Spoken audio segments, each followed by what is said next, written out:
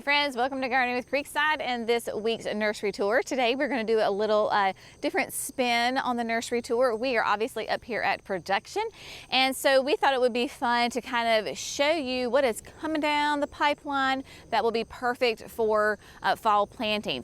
Obviously you can still plant these right now too, but before we know it, fall is going to be here, and fall is like primo, perfect time to be planting shrubs and perennials in your garden because they can get nice and well established through the fall, winter, and then early spring before next year's summer hits. So what we're going to do is just walk you through and just kind of give a very informal tour up here at production. Show you some of the plants that we have growing, because of course we are a grower retailer here in Dallas, North Carolina, Zone 7B. What is a grower retailer? It means that we grow our plants so that then we can then sell them directly to you. So get your gardening journal out, make some notes on things that you either want to add now or you want to add to your garden this fall. Mums. I know, it's crazy, isn't it? We are in August and you think, Jenny, it is hotter than blue blazes. Why in the world are you talking about mums? Well, mums actually grow in the heat. We plant them mid-June and they are out here on a black landscape fabric with irrigation, and they are growing. So this is what they look like, and so there you go. I'll let Jerry give you a little look-see at them. So you will notice that they are on drip. You will notice that we have to come through like this guy right here. For whatever reason, his little drip tube came out. That's not good. So he needs to go tuck back in there. But through this system, we can obviously water them, we can fertilize them, and keep them nice and happy. They are spaced out so that they can grow, because by the time it is time for them to be sold, they will be nice and big and really full and just full of beautiful blooms. We have yellows, we have reds, we have oranges, we have whites, we have pinks, we have purples. Just about every kind of color of mum that you can think of, we have got them growing. And yeah, we sell these directly to our customers, and they are great to put out straight, you know, on your porch. That's why we do them in these terracotta, they are plastic terracotta pots, so you can put them right out. You don't feel like you have to, you know, put them in a prettier pot. That's what I do, is I just get them and just make collections on the front porch, or, you know, wherever it is that you want to put them. So to give you an update on the mums, and this is the newer section of the production lot. And so this whole area right here was filled with perennials coming out of winter, going into spring, and they have obviously sold really well. But we've got salvias, beautiful, like these are the perennial salvias, really great springtime bloomers, really nice for your pollinator attractors. There's blues and there's purples and there's all sorts of fun colors. But yeah, so we've got those. You can see that the luminary opalescence phlox is blooming again, and beautiful, nice pale pink, has a really nice fragrance to it. This is a paniculata phlox, meaning that it has like cone-shaped flowers on it. So there's phloxes, of course, daylilies. Now you can see that these daylilies are pretty new, right? Because they don't have a ton of foliage on them. I think these were just potted up like just a couple of weeks ago. So these are not quite ready to go out yet, but we've got a lot of, I'm on the back side of the tag, so I can't see the tags. Ooh, yeah. So you've got storm shelter. Look at this. This is one that I do not currently have in my garden that I want to add to the garden. Just a beautiful kind of a pink and a purple. Beautiful. So, of course, your daylilies are going to be hardy roughly in zones 3 to 9. But if you want pinks and purples and oranges, you've got all of that. These sets of perennials right here were also just potted up the same time as these guys 2 weeks ago. Clearly, these are some grasses, right? And so the grasses, we get them in a little bit later because they are hot weather grasses.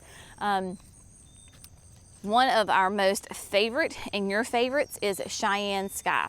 So Cheyenne Sky is going to be on the smaller side. So I think it maxes out at like 3 feet tall. It is going to be hardy in zones 4 to 9, very adaptable. If you remember when I just did the backyard garden tour, this is what I had, the Cheyenne Sky. This is going to be a panicum grass. It does really well for us. Nice green at the bottom, and then as you saw in the video at the backyard beds, then they have a nice red hue to them on the tip tops. Yeah, so these are really fun. And then, is this my beloved? It is the Niagara Falls. This too is a panicum. Have these planted in the berm, and these are nice because they are what I consider like a bluegrass, and they will be like 4 feet tall, 4 feet wide. So a really nice presence in your garden. And then they do those little kind of like white plumes on the top. Beautiful, beautiful grasses. If you're not a fan of or don't have any grasses in your garden, you certainly need to.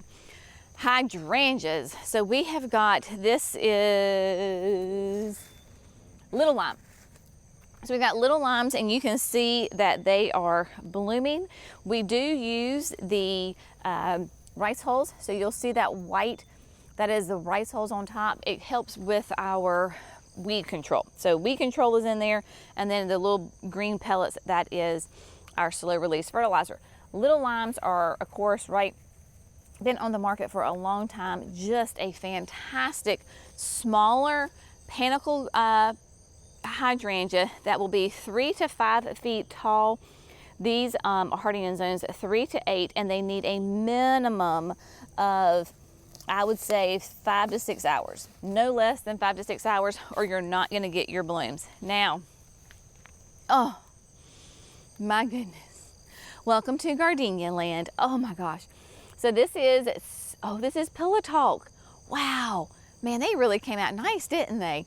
So Pillow Talk is the new gardenia, and I'm gonna let Jerry zoom in on one of those blooms. Really nice, massive, double bloom. Gardenias, without a doubt, are my favorite flower because, oh my gosh, they absolutely smell divine. So we're gonna see if that will stay in my ear, because I love gardenias. And if you're around me for any length of time, you know how much I love gardenias, and so I always have them. Okay, now they are for the southern garden, right? So they're hardy in zones at 7 to 10. But Pillow Talk is really fun because it is a more petite, I just lost it. It is a more petite gardenia, say, than Steady As She Goes. So it's only going to be about 3.5 feet tall to 3 to 4 feet wide. So it's wider than it is tall, but massive growth on these things. I mean, the double bloom smells divine. It is, without a doubt, a beautiful evergreen shrub that just blooms its head off, loves the heat and humidity, and yeah, just love it. Now, those of you that are very astute, you will notice that these do not have rice hulls on them. We're trying a little experiment. Do the rice hulls really make a huge difference, or do they not? So time will tell, and we will find out for sure. Look at the hibiscus. Oh my goodness, is this evening rose? I think it is, isn't it? Yes. So evening rose is right here. This is evening rose land. Really kind of, it's not as dark of a foliage as, say, like Holy Grail or Edge of Night, but it does have that darker tones to it with the green. But look at that beautiful bloom. Evening rose is what we have planted in front of the nursery, and those 3, gorgeous. And then of course right here is the new Valentine's Crush, and gorgeous, massive, really bright red blooms on it. This is going to be more columnar. All right, more hydrangeas. This is going to be, let's see, we tuck the tags in. That is Limelight, the classic Limelight. And then the evergreen, this is your honeysuckle vine. So this is Sensation, and it does the classic, let's see if we can get Jerry over here. It does the classic honeysuckle bloom on it, but it is not a, quote, And when I say it's not, I know it's not native, but it's what we have honeysuckle that grows wild here, and it can be quite a nuisance and take over plants. This is not going to be that way. It is definitely much more controlled, and while it does climb and it is nice and tall, it will get 10 feet tall and 2 to 4 feet wide. But it is not going to be a crazy, like, overtake everything in the garden. So if you've got a fence like I do on the berm, or you've got an obelisk, or you've got an arch or a gazebo, or whatever it is that you have, this would be great. And it is an evergreen, which I love. Hardy in zones 4 to 9, so very adaptable.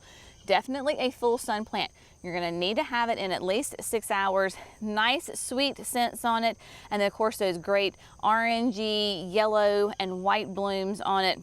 Just a great one, non-invasive. So keep that in mind, because if you're like us here in the South, sometimes, like, I have a love-hate relationship with the honeysuckle that grows here, because in the spring, early summer, when it's blooming, it is divine and lovely fragrance, but then the rest of the time I'm ready to just yank it out because it's taken over all of my plants. Oh, look at these spireas. Oh my gosh, look at this. This is going to be the brand new double play dolly. So dolly is a, I mean, like, gorgeous plant here. Beautiful plant. Let me give you the specs on dolly, because so double play dolly, I know y'all love your tags. Double play dolly is, it reminds me the foliage slightly of candy corn, because it has that really nice bright foliage on it. Hardy in zones 3 to 8, minimum of 5 hours of sun, and it has durable, easy to care for, yada yada yada. Love that, the bright color to it. It is going to be just that bright green with kind of that raspberry-ish pink bloom on it. Blooms on new growth, all the fun things that we love. I kind of remember where I took this tag out of, right there. So we've got dollies. Oh my gosh. All right, moving on down. Butterfly bushes. We've got, this is the Pugster series. This is going to be Pugster Pinker. I think Pugster Pinker might be one of my favorites because of those nice deep pink blooms on it. Moving on in here to Amethyst. The Pugsters, of course, are going to be those nice petite. For us in the South, they're going to be about a 3x3, roughly. Definitely full sun. They do not like a ton of water, so they like to be neglected, which, of course, we love that, don't we? And so they are a wonderful way to attract not only your butterflies, but your pollinators. We've got all sorts of fun little things flying out here.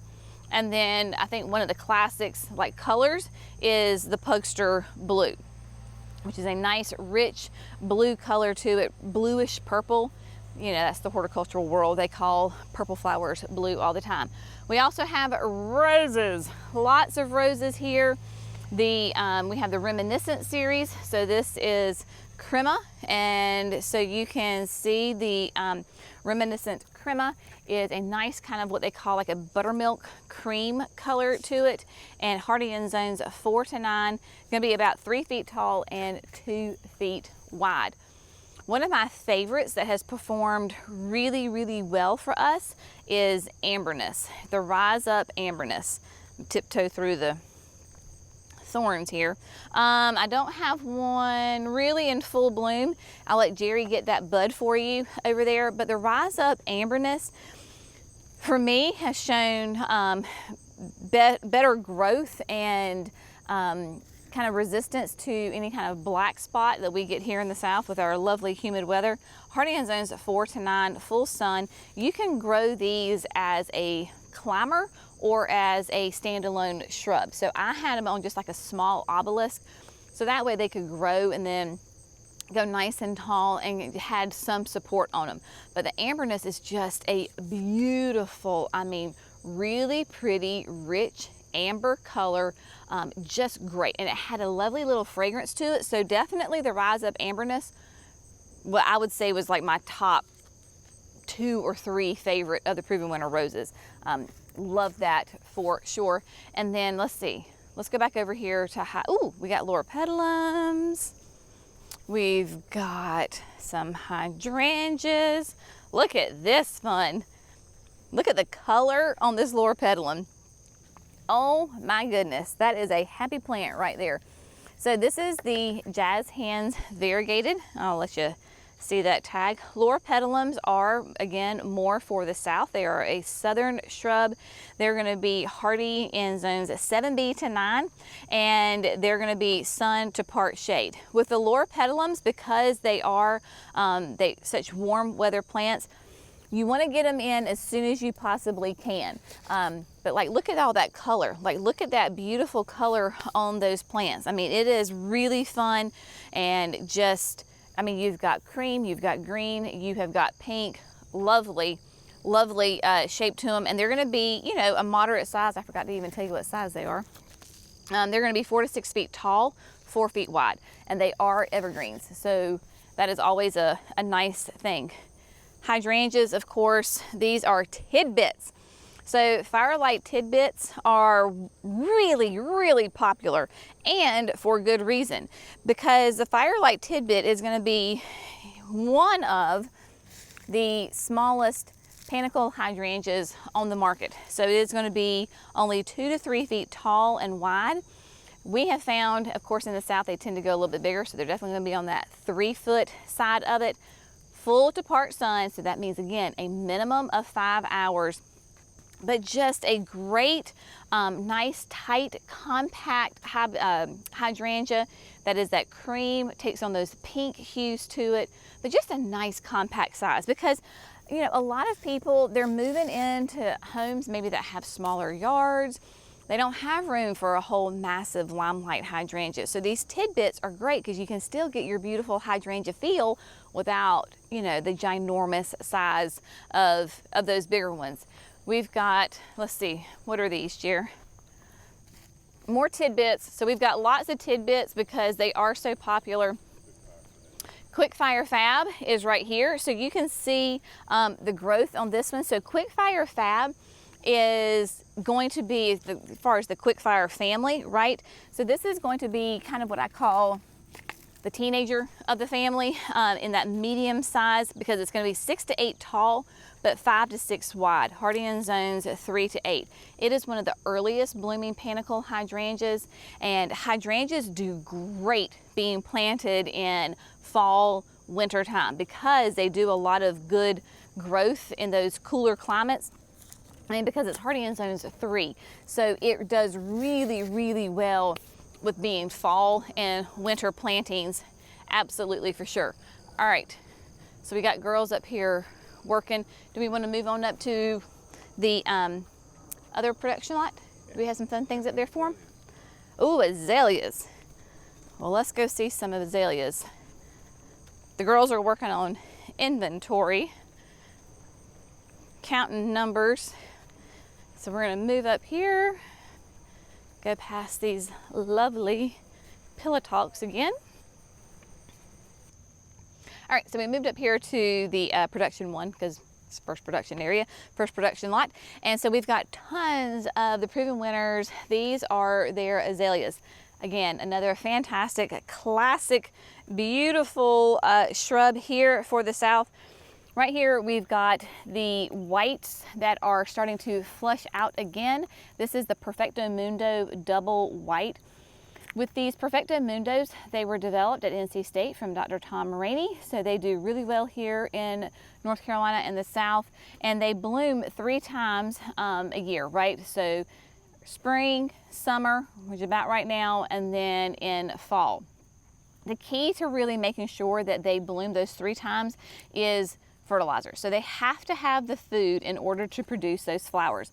So between having that sun and then having the fertilizer, that is really a nice key component. These are going to be hardy in zones at 6B to 9. So a little bit cool tolerant, more cool tolerant than maybe what you're used to. And they're going to vary in size, right? So the double white is going to be about 3 feet tall, 3 to 4 feet wide. So that kind of gives you an idea based on the color and the size of the plant. Where here we've got the double purple, double pink, let's see, double purple right here. Let Jerry get in there and show you that beautiful flower. So that double purple, This one's going to be, again, that 3 feet tall, 3 feet wide. You've got to have a minimum of that 5 to 6 hours for them.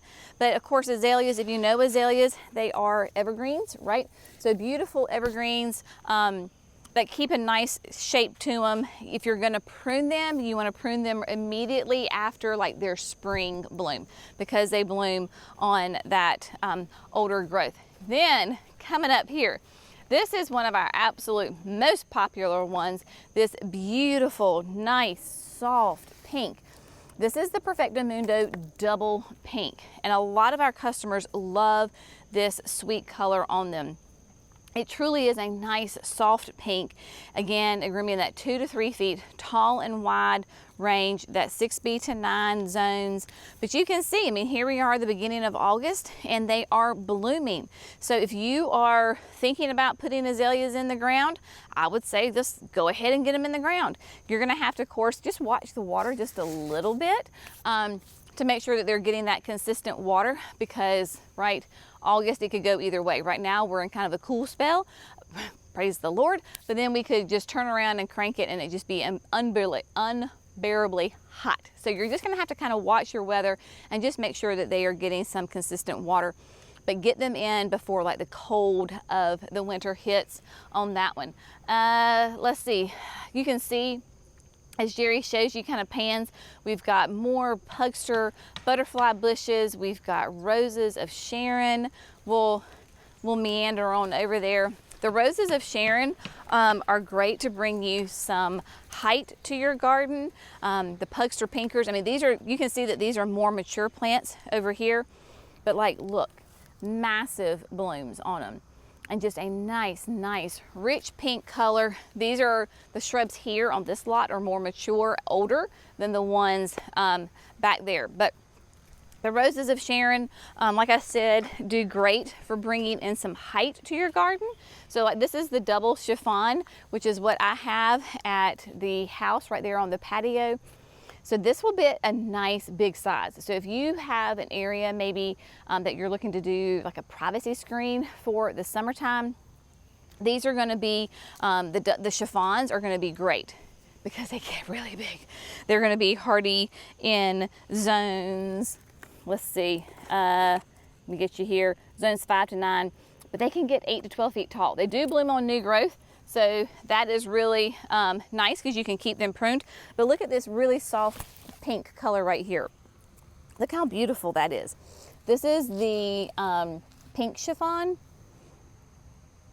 So pretty, right? Nice soft pink, dark eye to it.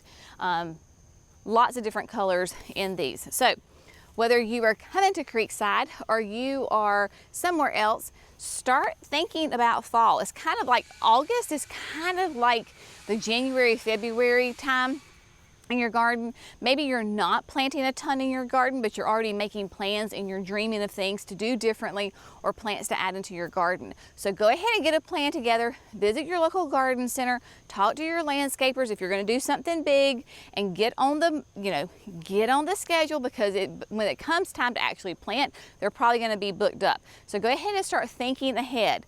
Talk to them, visit the local garden center, visit those landscapers, have them come out, do consultations, get a plan together, get on the books with them. That way, when it's time to go, you're on the list and you're not 2 steps behind. So you need to be contacting those folks now. Here at Creekside, of course, we would love to help you. So you can contact us, come to the nursery, and we will do everything that we can to help you. But it's a beautiful, it's a hot time to be in the garden, but it's also a very exciting time. So as always, we so appreciate you. Thank you so much for gardening with Creekside. Y'all have a great day, and we'll see you in the next video. Bye, friends.